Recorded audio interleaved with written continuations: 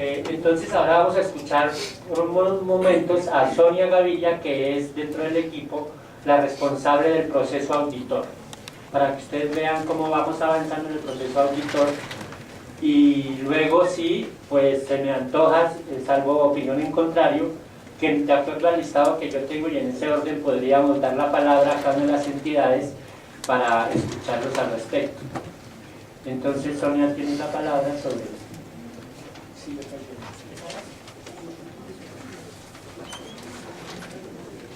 bueno, para todos una feliz tarde, agradecemos su asistencia. Yo quiero comentarles primero lo que ha sido el ejercicio de auditoría a política pública. Para la Contraloría este ejercicio es un ejercicio piloto, no lo habíamos hecho antes, por lo tanto nos ha tocado ir construyendo la metodología en el camino. Ustedes saben que nuestra metodología se basa en Audite, que es, digamos, nuestra guía de auditoría que nos dice los pasos que debemos implementar en un proceso auditor. Sin embargo, Audite para la política pública queda estrecha porque está diseñada para intervenir sujetos de control, es decir, entidades perfectamente identificadas. En el caso de la política pública, pues no ha diseñado un instrumento y nos ha tocado ir creando una metodología de intervención. ¿Cómo pensamos la metodología desde el inicio? Primero, no podíamos por capacidad tampoco, y no nos parecía metodológicamente correcto abarcar toda la política pública de desplazamiento. Partimos de una hipótesis importante que tiene la Contralora, y ella ya lo mencionó, que es si una persona está estabilizada, es decir, tiene vivienda, tiene empleo, tiene una tierra, puede ya superar su estado de goce inconstitucional y se le puede garantizar el goce efectivo de derechos. En este sentido, nosotros decidimos entonces irnos a ese componente. Es cierto, las cosas han cambiado, los términos han cambiado, pero digamos que estamos hablando de lo mismo que viene desde la sentencia T025, así nuestros términos, metodologías y forma de expresar dibujos sea distinta, pero digamos, vamos hacia los mismos temas. En este sentido, nosotros tomamos la política pública de generación de ingresos, tierras y vivienda, y cada una tiene un grupo de trabajo particular, de estudio, de trabajo, y partimos desde lo más grande hacia lo más pequeño. ¿Me explico? Partimos de la ley, que digamos es nuestro marco de referencia, el plan de desarrollo vigente. Es necesario aclarar que nosotros no estamos viendo el plan de desarrollo del doctor Santos, de este gobierno, estamos viendo periodo 2007-2011. ¿Por qué este periodo? Primero, porque opera la prescripción, digamos, en la Contraloría, que son 5 años, y segundo, porque necesitábamos mirar en ese periodo que se dieron grandes, digamos, hitos, tanto en generación de ingresos como vivienda y tierras, mirar cómo se habían hecho reformulaciones en la política y cómo había cambiado el flujo de recursos de acuerdo a cada hito. Partir de lo más grande a lo más pequeño nos lleva a mirar coherencia desde lo que viene de la ley, que es el deber ser, hasta lo que se va bajando a plan de desarrollo y a los diferentes planes estratégicos y de acción de cada una de las entidades del SNAI, hoy SNARIF, y de ahí a los proyectos y a la contratación que vuelve realidad cada uno de esos proyectos. Esa es nuestra metodología de trabajo. Cuando entramos a intervenir generación de ingresos, bueno, tierra y vivienda tiene entidades muy particulares. Tierras, pues tiene el INCODER, en este momento la unidad de restitución, pero digamos es un trabajo que en este momento por parte de la auditoría no se está siguiendo, Ministerio de Agricultura y algunas cosas que tiene que ver la superintendencia. Caso de vivienda son 4 entidades, más los operadores, que eso se mira en la parte contractual y desarrollo de política. Pero en el caso de generación de ingresos nos encontramos por lo menos con 12 entidades que intervienen en el desarrollo de la política, empezando por el coordinador y grandes instituciones, en este momento el DPS, el SENA, encontramos entidades como el ICETES, el MEN, entidades de apoyo, Bancoldes, el mismo INCODER, Banagrario, o sea, encontramos muchas instituciones que intervienen en la política. En ese sentido se nos vuelve un poco disperso, digamos, el análisis y la pregunta es cómo podemos en este primer ejercicio acercarnos, digamos, a un pronunciamiento coherente. Pues lo hacemos de manera técnica. La idea es que, si bien no vamos a abarcar todos, aunque todos están aquí y les hemos preguntado a todos información básica y de todos vamos a hablar, sí nos vamos a focalizar en determinadas entidades que por criterio no son más importantes. No quiere decir que el criterio cuál es, nosotros velamos por recurso público, entonces nuestra muestra se centra en aquellos que ejecutan más recurso público más el coordinador de la política, que en este caso es el. Entonces tenemos entidades como el DPS y el SENA, que para nosotros es importante mirarlo con mucho más detenimiento. Por eso las visitas se van a centrar, de auditoría más largas, se van a centrar en esas dos entidades y finalmente en el DNP. De las otras entidades estamos pidiendo información y cuando la información no nos sea suficiente hacemos las visitas pertinentes. Este es un proceso dialógico, es decir, si nosotros encontramos observaciones tanto de política como en el orden fiscal o administrativo, se le comunica a la entidad por debido proceso. En eso, el proceso de auditoría es el mismo que en una auditoría regular para la institución. Cumple los mismos parámetros de planeación, ejecución e informe, pero, digamos, cambia, digamos, la metodología por el volumen, digamos, de entidades y porque es transversal. Pero, digamos, el debido proceso se respeta y se hace la comunicación, digamos, de las observaciones. Yo quería mostrarles esa metodología para que ustedes supieran cómo estamos trabajando. Efectivamente, este es un primer ejercicio. Y nosotros vamos a seguir, digamos, es un punto de partida, de análisis, de recabar la información y de seguir de ahí en adelante mirar cómo se va dando el desarrollo. Tenemos un periodo grande, son 5 años, 5 años de análisis de información y de ya poder mirar con espejo retrovisor, mirar hacia el pasado, qué ha pasado con la política. Yo quiero traer unas cifras y simplemente dejarlas como para reflexión.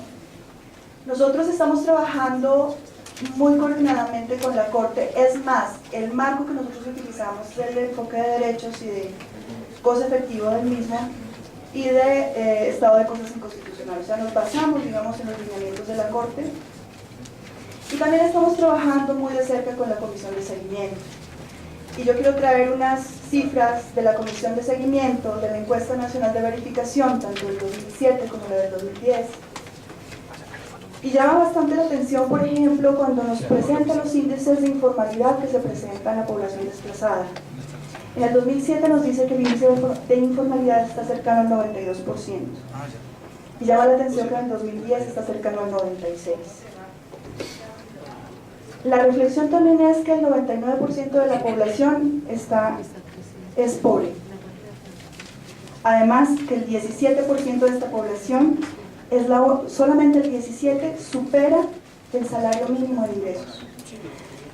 Yo quiero mostrarles, pues eso es para llamar a la reflexión, ustedes conocen las cifras más que yo. Y si quieres pasamos para mostrarles más o menos el esquema. Nuestro esquema, que ya se los comenté, es este. Política pública de desplazamiento, estas son cifras del 2011, por tanto no nos vamos a reparar en ellas.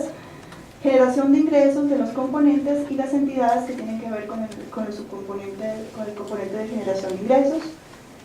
INCODER, Ministerio de Agricultura, Protección Social, en este momento tenemos Ministerio de Salud y muy importante el Ministerio de Trabajo, que como Contraloría nosotros creemos que tiene un papel importantísimo en el proceso ya de lo que es no solamente generación de ingresos particular para población desplazada, sino ya dentro de una política de empleabilidad general. SENA, FINAGRO, Minagricultura, Artesanías, pues todas las instituciones que tenemos aquí. Pasa Luis, por favor. Y aquí tenemos las instituciones que estamos interviniendo. Generación de ingresos, tenemos SENA, que ya se los había comentado, por perfil productivo, por formación del trabajo, por empleabilidad y por proyectos productivos. Y ahí todavía aparece acción social, pero pues es el Departamento de la Prosperidad Social. Sí,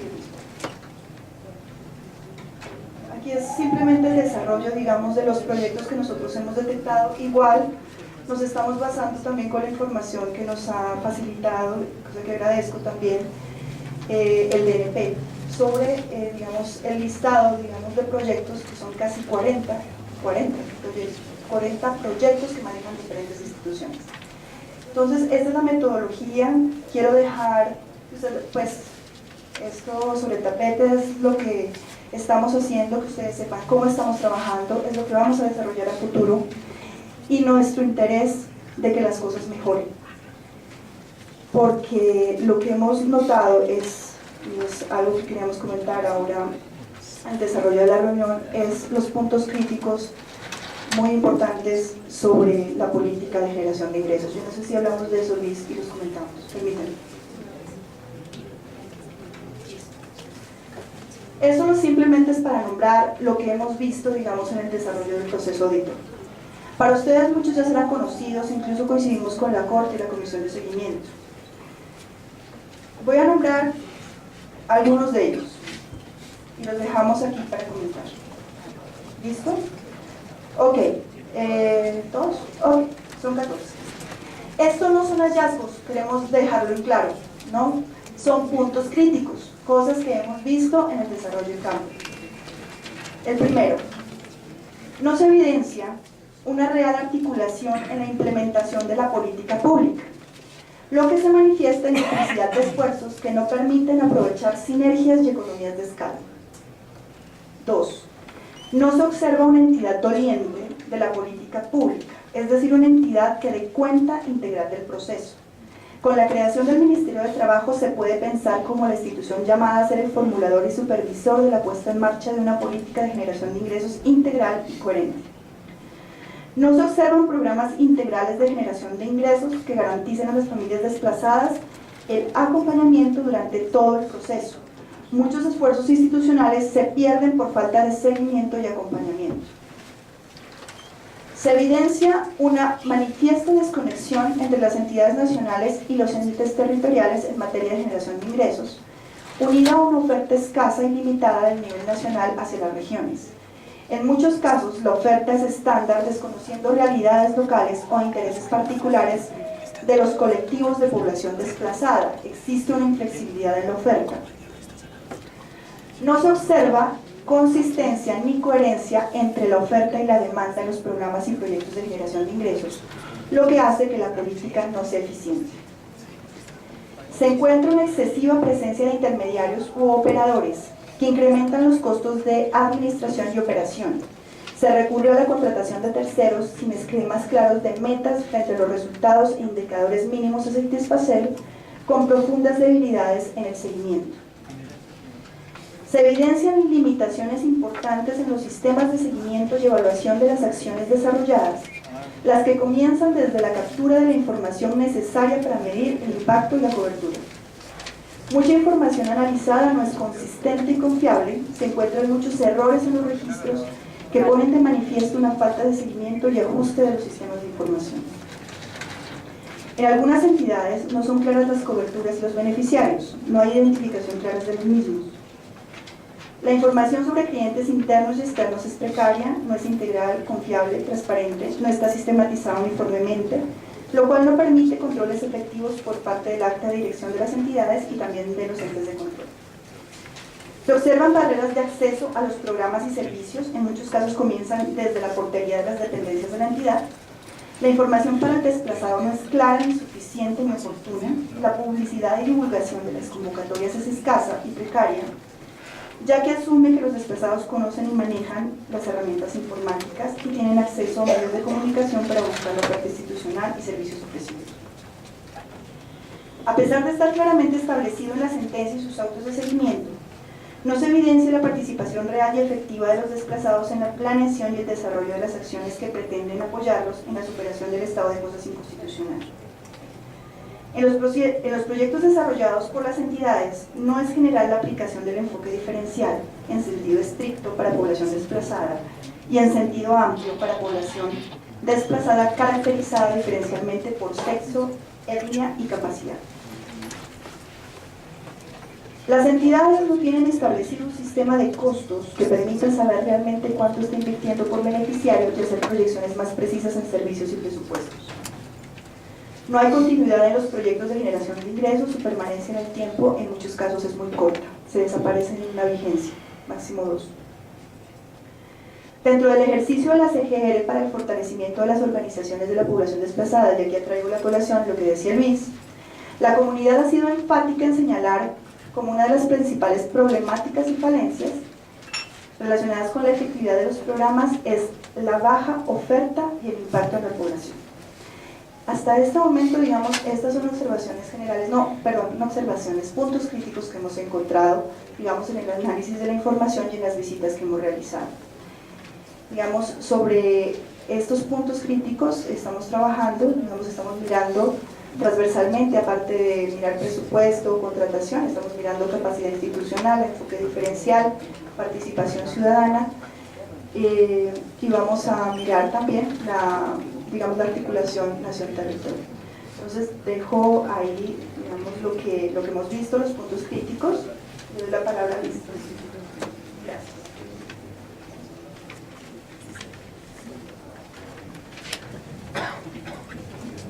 Muchas gracias. De acuerdo a la técnica para la mesa, nosotros hemos solicitado una información. En la medida en que ustedes la hayan podido traer por escrito o documentada, pues la recibimos hoy mismo con Sonia o con cualquiera de nuestros miembros del equipo para hacer parte de los documentos de la mesa de trabajo. Por otro lado, pues ya pusimos, digamos, en el escenario el documento, también la posición de la Contraloría. ¿A dónde conduce esa posición de la Contraloría? La Contraloría, por un lado, lo que busca es, y lo reitero, coadyuvar con ustedes como gestores fiscales para lograr la eficacia de la ley.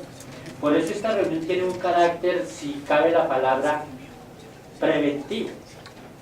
No queremos al final sacar un informe totalmente negativo respecto a lo que la Contraloría considera en esos puntos críticos, sino que queremos que en la medida en que esta auditoría termine en el mes de octubre, logremos identificar si esos puntos críticos sí existen y son reales desde nuestra perspectiva o no, y si no son reales, pues obviamente los eliminamos del discurso y del documento, porque hemos encontrado como respuesta a eso unas posiciones de ustedes como responsables de la ejecución de esas políticas.